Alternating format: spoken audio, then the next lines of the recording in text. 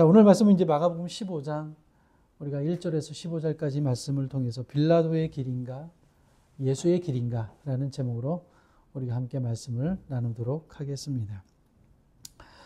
오늘 우리가 1절부터 15절까지 말씀을 봤는데요. 빌라도라는 사람을 우리가 보게 되었습니다.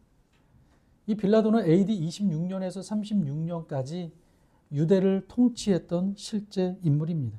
유대의 총독으로 있었던 사람이죠. 예수님이 죽으신 지 2000년이 넘었지만 여러분 지금도 우리는 빌라도는 예수님을 죽인 사람이라고 우리는 부르고 있죠. 우리가 오늘 예배 드리면서 사도신경의 고백을 했지만 사도신경을 보시면 어떻습니까? 빌라도에게 고난을 받으사 십자가에 못 박혀 죽으시고 라고 이렇게 고백을 하고 있습니다. 저는 이 지구상에서 가장 불행한 사람이 있다면 이 빌라도가 아닐까라고 생각을 합니다. 왜냐하면 우리도 오늘 고백을 했지만 지금 이 시간에 수많은 교회 수많은 성도들이 예배를 드리면서 빌라도를 언급하면서 우리가 예배를 드리고 있어요. 좋은 뜻으로 언급하는 게 아니죠. 예수님을 십자가에 못 박혀 죽게 만든 장본인으로 우리는 빌라도를 그렇게 부르고 있습니다.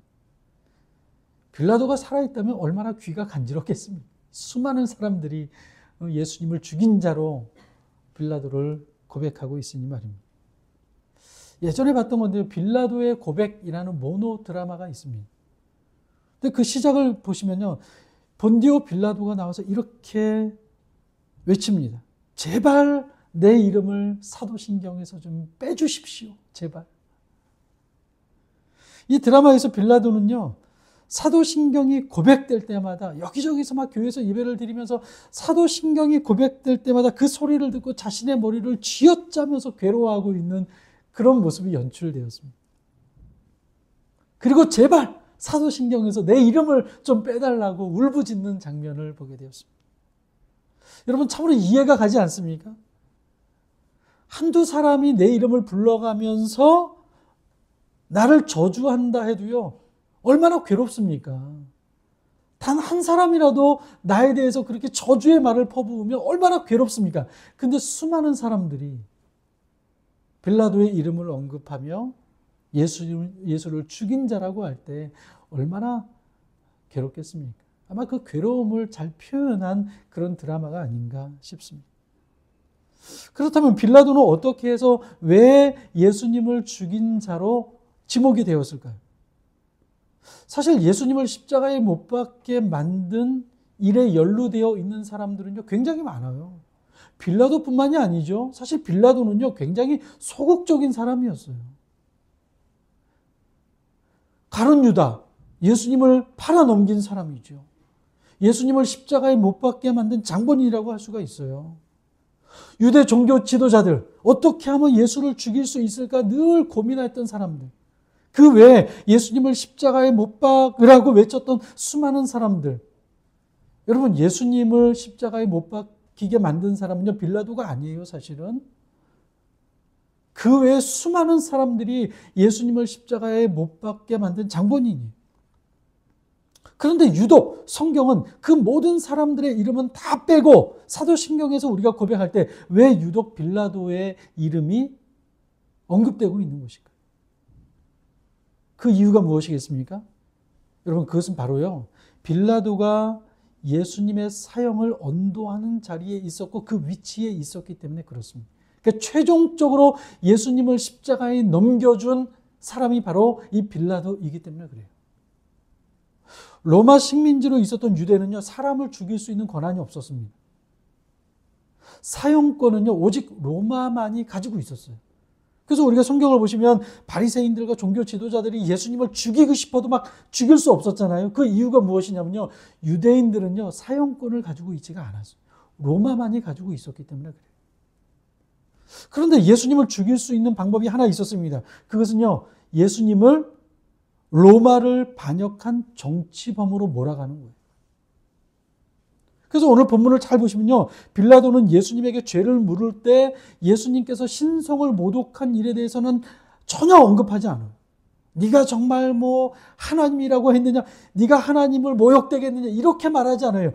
네가 유대인의 왕이냐라고 묻죠. 무슨 말입니까?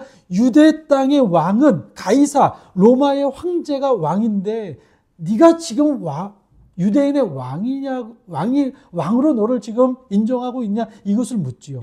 왜요? 빌라도가 확인해야 되는 것은요, 오직 하나예요. 과연 예수가 로마를 반역한 정치범인가 그렇지 않은가? 이것만 확인하면 되는 거기 때문에 그래요. 여기에만 관심이 있기 때문에 그래요. 그런데 오늘 본문 10절을 보시면 빌라도는 예수님에게서 죄가 없다는 사실을 알았어요. 10절을 한번 보시 바랍니다. 이는 그가 대제사장들이 시기로 예수를 넘겨준 줄 알미니라. 그러니까 빌라도는 예수님이 로마를 위협하는 반역자이거나 로마 황제를 거역하는 그런 정치범이 아니라는 사실을 이미 알고 있었던 거예요. 저들이 왜 예수를 죽이고자 하는지 그 이유도 알았습니다. 왜 그렇습니까? 예수를 시기했기 때문이라는 거예요. 그렇다면 빌라도는 왜 예수님이 죄가 없다는 사실을 알고 있음에도 불구하고 왜 결단을 내리는 그 일에 있어서 주저하고 있는 것일까요? 여러분, 초기의 빌라도는요, 예수님을 석방하려고 애썼던 사람이에요. 오늘 우리가 말씀 통해서도 읽지 않았습니까? 14절 말씀 보면 빌라도가 이르되 어찌 미냐 무슨 악한 일을 하였느냐 하니 더욱 소리 지르되. 그럼 빌라도는요, 초기에 예수님을 풀어주기 위해서 굉장히 노력했던 사람이라는 것을 알 수가 있어요. 같은 말씀에 있는 요한복음 19장 12절 말씀 보면 이렇게 말씀을 합니다. 이러함으로 빌라도가 예수를 놓으려고 힘썼으나, 그러니까 예수님을 놓아주려고 굉장히 힘을 썼다는 거예요. 유대인들이 소리질러 이르되 이 사람을 놓으면 가이사의 충신이 아니니이다. 무릇 자기를 왕이라 하는 자는 가이사를 반역하는 것이니라. 빌라도는 예수님이 죄가 없다는 사실을 알고 풀어주려고 노력을 했지만, 애를 썼지만 유대인들의 강력한 반대에 부딪히게 된 것이. 그리고 협박을 당하죠. 당신이 지금 예수님을 풀어주면 황제의 반역자를 풀어주는 것과 마찬가지다 라고 하면서 그것을 내가 황제에게 전달하겠다 협박을 하죠. 이 소리를 들으니까요, 빌라도가 주저할 수밖에 없는 거예요. 아무리 유대 총독으로 있어도요, 민심을 이길 수는 없지요. 그러니까 민심이 당신을 내가 로마 황제의 충신이 아니다, 당신은 내가 가서 고발하겠다, 이런 협박을 당하니까요, 움찔했던 거예요. 예수님에게 죄가 없다는 사실을 알매도 불구하고. 누가복음 23장 23절에서 25절을 보시면요, 이 상황을 좀 더 구체적으로 기록하고 있습니다. 이렇게 기록되어 있습니다. 그들이 큰 소리로 재촉하여 십자가에 못 박기를 구하니 그들의 소리가 이긴지라.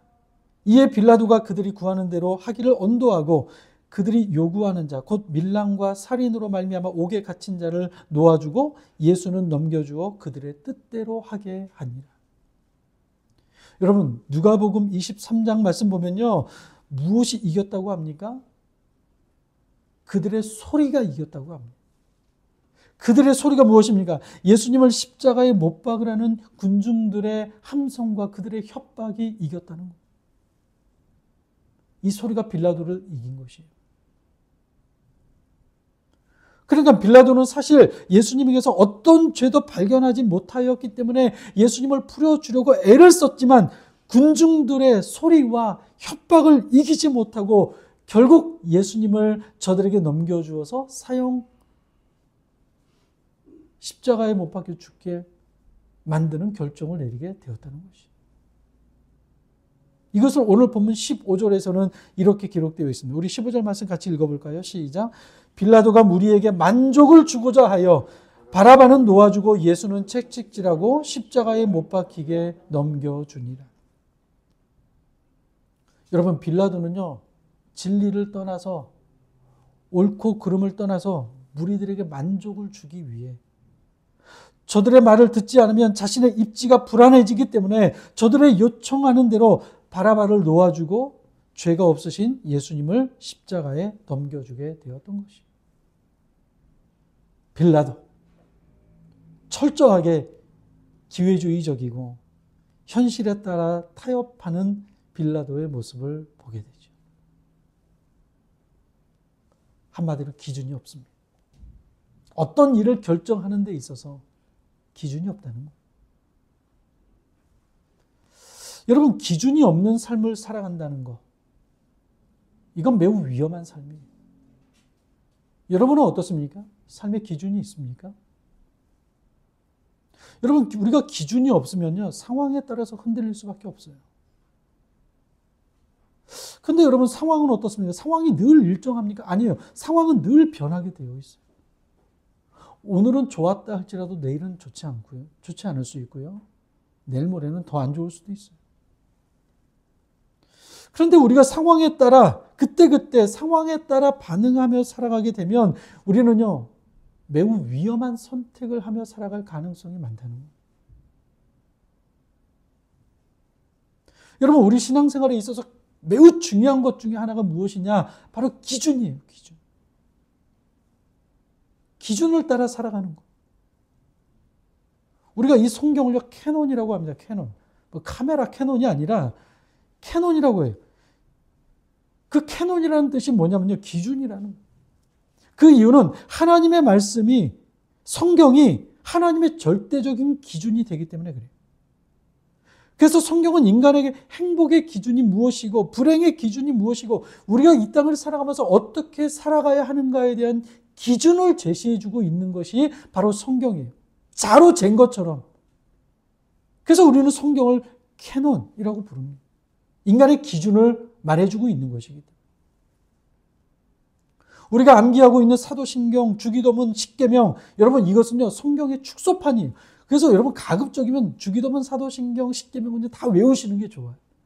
성경 전체를 못 외우잖아요, 우리가. 그렇죠? 근데 성경을 축소해 놓은 주기도문과 사도신경과 십계명은 우리가 외우고 있는 게 중요해요. 왜냐하면 그것이 바로 성경의 기준을 엑기스로 축소해 놓은 것이 바로 우리가 고백하는 사도신경과 주기도문과 십계명이기 때문에.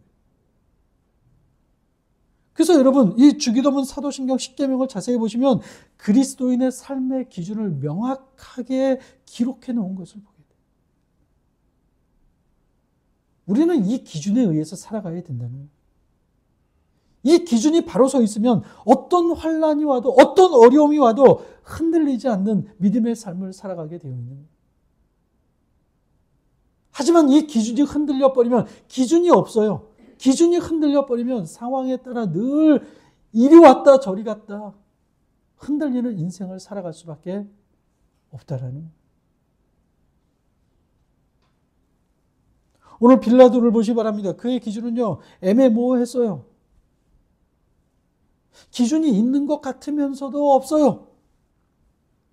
그래서 소리치는 군중들 앞에서 고민에 빠지게 되었어요. 바라바를 놓아줘야 되냐, 예수를 놓아줘야 되냐. 고민에 빠지. 여러분, 이게 고민할 겁니까, 여러분? 살인죄를 저지르고 정치범이었던 바라바를 놓아주고 죄가 없으신 예수님을 십자가에 못 박힌다? 여러분, 이게 가능한 것입니까? 상식적으로 생각할 때? 고민할 일이에요, 이게? 바라바는 죄가 아주 명확한 사람이었어요. 반면에 예수님은요, 어떤 죄도 발견하지 못했어요. 그러나 예수를 풀어주려고 하니 군중들의 압박이 거세고 예수님을 십자가에 내어주자니 양심이 허락하지 않아요. 기준이 없으니 상황에 따라 갈등할 수밖에 없는 것이죠. 그런데 여러분, 이것이 빌라도만의 고민일까요? 바라바냐 예수냐? 이것이 빌라도만의 질문일까요? 사실 우리의 일상에서 우리는 늘 이 질문을 하며 살아가고 있는지도 모릅니다. 우리도 이 땅을 살아가다 보면 양심과 현실 사이에서 갈등할 때가 얼마나 많이 있습니까? 분명 답을 알고 있어요. 내가 어떤 것을 선택해야 한다라는 분명한 답을 알고 있음에도 불구하고 양심과 현실 사이에서 우리는 고민하며 살아갈 때가 너무나도 많이 있죠. 여러분, 우리는 타협에 대한 압박이 밀려올 때 용기가 필요해요. 용기. 어떤 어려움과 손해가 온다 할지라도 절대 기준인 하나님의 말씀을 선택하며 살아갈 수 있는 그 용기가 우리에게 필요한 거예요. 여러분, 믿음 생활은요, 용기가 필요한 거예요. 내가 예수를 믿으면 뭐 저절로 믿음의 삶을 살아가게 되겠지. 천만의 말씀이에요. 용기가 필요해요. 크고 작은 일들 속에서 예수냐 아니냐 아니면 세상이냐의 이 갈림길에 서게 될 때 예수를 선택하고 어떤 어려움과 핍박과 손해가 온다 할지라도 예수를 선택하며 살아가기 위해서는요, 용기가 필요해요. 믿음의 용기. 사랑하는 여러분, 바라기는 때로는 사람들에게 욕을 먹고 손가락질을 당하고 심지어 내가 가진 모든 것들을 다 잃어버린다 할지라도 우리들의 절대 기준인 하나님의 말씀을 선택하며 살아갈 수 있는 저와 여러분이 될 수 있기를 주님의 이름으로 간절히 축원합니다. 결국 빌라도는 군중들의 요구대로 예수를 십자가에 넘기고 말지요. 그런데 굉장히 비겁합니다. 마태복음 27장 24절 말씀 보면요, 이것은 이렇게 기록되어 있어요. 빌라도가 아무 성과도 없이 도리어 밀란이 나려는 것을 보고 물을 가져다가 무리 앞에서 손을 씻으며 이르되 이 사람의 피에 대하여 나는 무죄하니 너희가 당하라.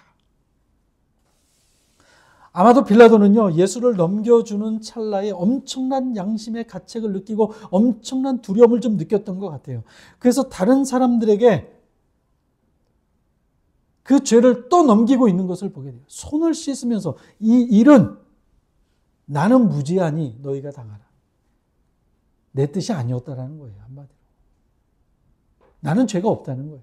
너희들이 한 것이라는 거예요. 정말 비겁하죠. 하지만 여러분, 우리가 죄를 다른 사람에게 넘길 수 있습니까? 그것은 불가능해요. 빌라도는 자신은 죄가 없다며 손을 씻었지만 성경은요, 빌라도의 죄를 묵인하지 않아요. 그리고 우리가 사도신경에서 고백할 때마다 빌라도가 어떤 사람이었는가, 예수를 죽인 사람인 것을 우리에게 고백하게 하였고요, 빌라도는 그 죄로부터 벗어날 수가 없어요. 그러면 여러분, 빌라도의 죄는 무엇입니까? 빌라도가 어떤 죄를 지었습니까? 아마 어떤 사람은 빌라도 그래도 괜찮은 사람이었네. 진짜 나쁜 사람인 줄 알았는데 예수님을 풀어주려고 굉장히 노력했던 사람이네. 아마 그렇게 생각하는 사람도 있을 거예요. 십계명에 나오는 거 조금 과하지 않나? 이렇게 생각하는 사람이 있을 수도 있을 거예요. 여러분, 빌라도의 죄가 뭐라고 생각하십니까? 여러분, 그것은요, 마땅히 해야 할 것을 하지 않는 것이 바로 죄라는 거예요. 빌라도의 비겁했습니다. 자신에게 주어진 책임을 거부했어요. 그의 결정에 의해서 구원자로 이 땅에 오신 예수님이, 죄가 없으신 예수님이 십자가에 달려 죽으셨습니다. 그의 말 한마디.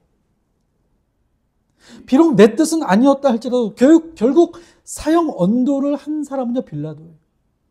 빌라도의 결정에 의해서 죄가 없으신 예수님의 십자가에 달려 죽게 만든, 죄인에게 벌을 주고 무고한 자를 보호해야 되는 사람이 빌라도였습니다. 재판장이었죠. 하지만 그가 죄인을 풀어주고 죄가 없으신 예수님을 십자가에 못 박도록 만들었습니다. 여러분, 이게 바로 빌라도의 죄예요. 마땅히 해야 할 것을 하지 않는 것. 그런데 여러분, 이런 빌라도의 모습 속에서 우리 자신의 모습이 보이지 않습니까? 우리도 이 땅을 살아가다 보면 현실의 문제 때문에 진리의 눈이 가려질 때가 얼마나 많이 있습니까? 그래서 내가 마땅히 해야 할 그 일을 하지 못할 때가 얼마나 많이 있습니까? 내가 이 말을 하면 분명히 손해를 볼 텐데 하면서 좋은 게 좋은 거지, 그냥 넘어가지 뭐. 저 일은 분명히 내가 해야 하는 일인데 내가 그 일을 하면 사람들에게 왕따를 당할 것 같아. 내가 안 해도요, 아무도 나에게 뭐라고 안 해요. 넘어가죠. 여러분, 이것은요, 오늘 말씀에 비추어 볼 때 내가 살려고 예수님을 죽이는 일을 하고 있는 것과 마찬가지예요. 그리스도인들이 마땅히 해야 할 일을 그 일을 하지 않는 것은요, 내가 살려고 예수님을 십자가에 넘기는 것과 마찬가지예요. 여러분, 우리 안에 있는 제2의 빌라도를 몰아내야 돼요. 빌라도는 성경에만 나오는 것이 아니라 사실 우리 안에도 제2의 빌라도가 자리 잡고 있어요. 이 빌라도를 몰아내야 돼요. 그리고 양심의 소리에 귀를 기울이고 성경의 귀를 기울여야 됩니다. 현실과 타협하고자 하는 유혹과도 싸워야 됩니다. 내가 해야 할 그 일을 미루지 말아야 돼요. 우리는 죄를 범하는 것만이 죄라고 생각하지만 그렇지 않아요. 아, 목사님, 저는요, 사람을 때리지도 않고, 욕을 하지도 않고, 남의 거 훔치지도 않고, 저는 어떤 죄도 저지르지 않았습니다. 이렇게 말할 수 있을 거예요. 도덕적으로 착하게 사는 사람들이 있으니까. 하지만 여러분, 그렇다고 해서 죄가 없는 것이 아니라는 거예요. 내가 마땅히 해야 할 그 일을 하지 않는 것, 그것 또한 죄가 된다는 사실을 우리가 잊지 말아야 돼요. 여러분, 우리는 반드시 그렇게 살아야 합니다. 왜냐하면 하나님이 우리에게 주신 성경이라는 캐논, 이 기준이 되는 말씀을 우리에게 주셨고 우리는 이 말씀대로 살아가야 될 의무가 있기 때문에 우리는 반드시 하나님의 말씀을 기준 삼아 그 말씀대로 어떤 어려움이 와도 어떤 손해가 와도 우리는 그 말씀대로 반드시 살아가야 하는 것이에요. 사랑하는 여러분, 저와 여러분이 이러한 삶을 살 수 있게 되기를 주님의 이름으로 축원합니다.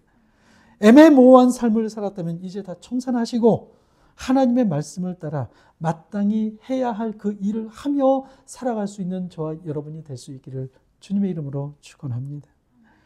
오늘 우리가 말씀에서 중요하게 보아야 할 것이 또 하나 있습니다. 그것은 바로 빌라도의 질문이에요. 빌라도가 뭐라고 질문합니까? 2절을 보시기 바랍니다. 빌라도가 묻되 내가 유대인의 왕이냐? 예수께서 대답하여 이르시되 내 말이 옳도다 하시매. 빌라도는 예수님을 향해서요, 내가 유대인의 왕이냐라고 이렇게 묻습니다. 여러분, 이 질문은요 매우 중요한 질문이에요. 어쩌면 마가는 이 질문을 통해 진정한 왕이 누구인가를 우리에게 설명해주고 있는 것 같습니다. 여러분, 누가 진짜 왕입니까? 로마의 황제입니까? 대통령입니까? 이제 미국 대선이 얼마 남지 않았는데요. 바이든이 재선을 포기하고 부통령이었던 해리스가 이 대선 후보로 올라가고 나니까 과연 트럼프가 될 것이냐, 해리스가 될 것이냐, 지금 미국은 미국뿐만 아니라 전 세계가 막 거기에 굉장히 촉각을 세우고 관심을 기울이고 있죠. 우리는 이 땅의 왕이 누구냐에 관심이 굉장히 많아요. 누가 대통령이 되느냐? 왜냐? 이것에 따라서 경제도 달라지고 정치도 달라지고 군사도 달라지고 모든 것들이 다 달라지기 때문에 누가 왕이 되느냐는 굉장히 중요한 일이죠. 각국마다 모든 나라가. 하지만 여러분 잘 생각해 보세요. 이 땅의 왕은 너무나 허약해요. 그렇지 않습니까? 결국 시간이 지나면 내려와야 되고 잘못하면 탄핵을 당할 수도 있습니다. 바이든처럼 건강에 이상이 오면요, 더 이상 하고 싶어도 할 수가 없는 거예요. 이 땅의 왕이 그래요. 여러분, 진정한 왕은 누구입니까? 진정한 왕은 한 분밖에 없습니다. 예수 그리스도, 살아계신 하나님의 아들, 그분만이 왕 중의 왕이요 만왕의 왕인 줄로 믿습니다. 여러분, 이스라엘 역사를 보시면요, 그들은 왕을 세워달라고 하나님께 조르지요. 하나님, 우리도 왕을 주십시오. 하지만 그들은 왕이 있었어요. 사실 누구입니까? 하나님이시죠. 그럼에도 저들은 보이지 않는 하나님보다 보이는 왕을 원했어요. 하나님께서 어쩔 수 없이 저들에게 왕을 허락하셨지요. 그렇지만 어떤 일이 일어났습니까? 이스라엘의 역사는 분열과 질곡으로 얼룩졌습니다. 이 땅의 왕이 그래요. 여러분, 우리가 이것을 통해 확인하는 것은 무엇입니까? 결국 역사를 움직이시는 분은 하나님이시라는 거예요. 세상을 보면 엎치락 뒤치락 하는 것 같습니다. 권력을 가진 자들과 계략자들에 의해서 막 엎치락 뒤치락 되는 것 같아요. 하지만 여러분, 마음 먹은 대로 됩니까? 그렇지가 않죠. 결국 모든 역사의 키를 쥐고 계신 분은 하나님이시라는 것밖에 우리는 확인할 수가 없어요. 그래서 우리도 그러잖아요. 대통령은 누가 내리는 거라고요? 하늘이 내리는 거라고. 우리도 알고 있어요. 인간이 얼마나 연약한지 알고 있습니다. 하나님이 허락해 주시지 않으면 다 된 것 같아도 떨어질 수밖에 없는 게 이 땅의 일이죠. 하나님의 허락 없이는 아무것도 이루어지지 않아요. 그것은 곧 무슨 말입니까? 이 세상의 진정한 왕은 하나님이시라는 거예요. 여러분, 다윗이 왕이 되는 과정을 한번 보시기 바랍니다. 어린 시절 선지자 사무엘로부터 기름 부음을 받았습니다. 이미 하나님의 주사위는 던져졌어요. 그렇지만 다윗의 그 이후의 삶을 한번 보십시오. 다윗은요, 죽을 고비를 숱하게 넘겨야만 됐고, 저게 무슨 왕으로 기름 부음 받은 사람의 모습이야 라고 할 정도로 그의 인생은요, 굉장히 고난 가운데 있었습니다. 우리가 다윗의 결론을 알기 때문에 우리가 다윗의 결론을 알기 때문에 우리가 그렇지 않지만 그 결론을 알지 못하고 있다면요, 혹시 하나님이 실수하신 것이 아닌가라고 생각이 들 정도예요. 그렇지 않습니까? 하지만 결국 수많은 대적들을 이기고 다윗이 왕이 되었습니다. 하나님이 하신 거죠. 여러분, 누가 진정한 왕입니까? 아무리 힘을 쓰고 애를 써도 그것보다 더 강력하게 움직이는 하나님이 계십니다. 그 하나님만이 온 땅의 주인이시며 진정한 왕이십니다. 우리는 그 왕을 모시고 그 왕을 섬기고 있는 하나님의 백성들인 것이죠. 그러면 왕 대신 예수님께서 빌라도의 이 질문에 어떻게 반응하시는가? 네가 유대인의 왕이냐? 라고 질문했을 때 예수님은 그렇다고 대답을 하셨습니다. 그 뒤로는요, 예수님이 아무 말씀도 안 하세요. 5절 말씀을 한번 보시기 바랍니다. 예수께서 다시 같이 한번 읽어볼까요? 시작. 예수께서 다시 아무 말씀으로도 대답하지 아니하시니 빌라도가 놀랍게 여기더라. 예수님은 왕이셨지만 거짓과 불법 앞에서요 침묵하셨어요. 아무 말씀도 안 하셨습니다. 지금 종교 지도자들은 예수님을 죽이려고 온갖 죄명을 붙여 불법적인 고소를 하고 있는 것이죠. 빌라도도 알고 있어요. 예수님에게 죄가 없다는 사실을. 그래서 예수님이 자기 변호를 어느 정도 했으면 빌라도가 예수님을 풀어줄 수밖에 없었을 것이에요. 근데 예수님은 침묵하십니다. 저항하지 않으십니다. 살인자인 바라바를 풀어주고 죄가 없는 예수님을 십자가에 넘기려 해도 예수님은 자기 변호를 하지 않으십니다. 저와 여러분 같았으면 어떻겠습니까? 억울합니다. 저런 사람을 풀어주고 나같이 이렇게 흠이 없는 사람을 십자가에 못 박는 것이 말이 됩니까? 하면서 난리가 났을 거예요. 억울하다고. 하지만 예수님은 이사야 53장 7절의 말씀처럼 도수장에 끌려가는 양처럼 털 깎는 자 앞에서 잠잠한 양처럼 예수님은 아무 말씀도 안 하셨어요. 침묵하셨어요.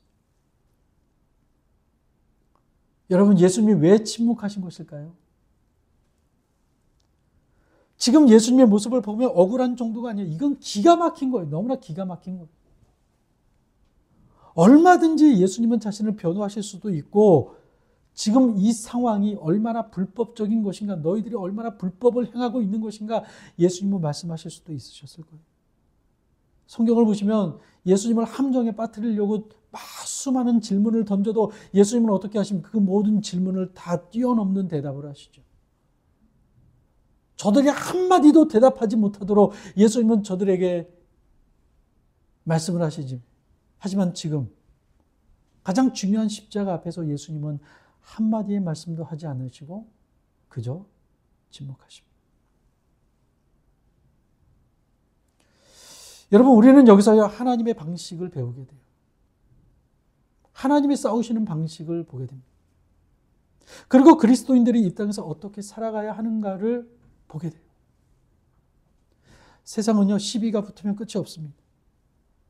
누구나가 오해를 받으면요, 기분 나쁘죠. 참 참기 힘들어요. 그때 사람들은요, 자기를 변호하려고 열을 올리죠. 내 잘못이 아니다. 저 사람 잘못이다. 그래서 어떤 사람들은 삼자 대면을 하자고 하는 사람도 있고, 내 말이 거짓말이면 내가 당신 아들이다. 막 해서 열을 올리면서 막 자신을 변호하는 사람을 보게 돼요. 며칠 전에 부산에서 친하게 지냈던 목사님이 오셔서 같이 식사하는 자리를 한번 가졌습니다. 그러니까 자신이 오해를 받고 힘들었던 일에 대해서 말씀을 하시는데 남일 같지 않아서 좀 안타깝대요. 마음. 근데 여러분 이게 인간의 모습이에요. 사람은 누구나 다 자기를 변증하고 싶어요. 심지어 목사라고 다를 게 있습니까? 억울한 일을 당하면 변호하고 싶은 게 사람이죠. 하지만 오늘 예수님에게서는요, 이런 모습을 찾아볼 수가 없어요. 예수님은 끝까지 침묵하시죠. 어쩌면 예수님의 이 모습은요, 자신의 죄를 인정하는 것처럼 보여질 수도 있어요. 왜 대답 안 해? 왜 말 안 해? 뭐 찔리는 게 있으니까 말 안 하는 거지. 예수님에게는요, 굉장히 불리한 처사예요. 그럼에도 예수님은 침묵하셨습니다. 여러분, 예수님의 이 침묵은 무엇을 의미하는 것일까요? 정말 대답할 말이 없었기 때문에 침묵하신 것일까요? 여러분, 예수님의 침묵은요, 이 모든 것들을 아버지께 맡기는 거예요. 하나님께 맡기는 거예요. 침묵이 때로는 무기력해 보입니다. 침묵 쉽지 않아요. 아무나 할 수 있는 것도 아니에요. 하나님을 향한 믿음이 없으면요, 침묵하는 거 굉장히 어려운 거예요, 사실. 여러분, 혹시 누군가가 자신의 억울함을 호소하며 너무 말을 많이 하는 사람이 있다면요, 그 사람은 어쩌면 믿음이 없는 사람일 수 있어요. 내가 그 일을 해결해야 한다고만 생각하는 사람이 있다면 그 사람은 하나님을 믿지 않는 것일 수도 있어요. 그리스도인의 침묵은 할 말이 없기 때문에 침묵하는 것이 아니라, 죄를 인정하기 때문에 침묵하는 것이 아니라, 이 모든 상황까지도 주관하시는 분이 하나님이심을 인정하기 때문에 때로는 침묵하는 거예요. 억울해도. 지금 예수님에게 중요한 것은요, 자신의 무죄를 증명하는 것이 아니에요. 나의 억울함을 밝히는 것이 아니에요. 예수님에게 있어서 지금 가장 중요한 것은 무엇이냐? 하나님의 뜻이 이루어지는 것이 가장 중요한 것이에요. 그 뜻을 이루기 위해서 억울한 상황이고 힘든 상황이고 기절초풍할 상황이지만 하나님의 뜻을 이루기 위해서 예수님은 침묵하고 계십니다. 여러분, 우리의 삶을 보면 어떻습니까? 어떤 때는 나의 정당성을 입증하려다가 다른 사람을 죽이기도 해요. 그렇죠? 내가 이렇게 한 거는 이런 이유가 있기, 저 사람이 이렇게 했기 때문에 내가 이렇게 했습니다 라고 말하면요, 저 사람은 죽는 거예요. 저 사람은.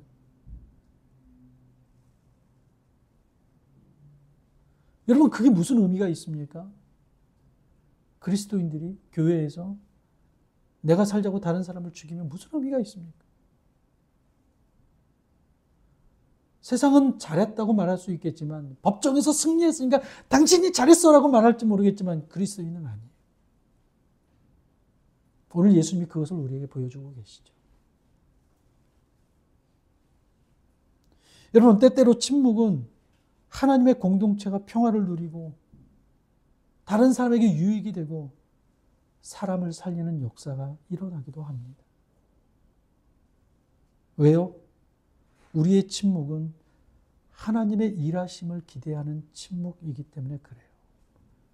할 말이 없어서 침묵하는 것이 아니라, 하나님은 살아계시고 하나님은 왕이시고 이 모든 상황까지도 주관하시는 분이 하나님이시라는 사실을 인정하기 때문에, 때로는 억울하지만, 내가 말할 수 있지만, 그래서 저 사람의 죄를 들추어낼 수 있지만, 그럼에도 불구하고 공동체의 평화를 위해서, 하나님 나라를 위해서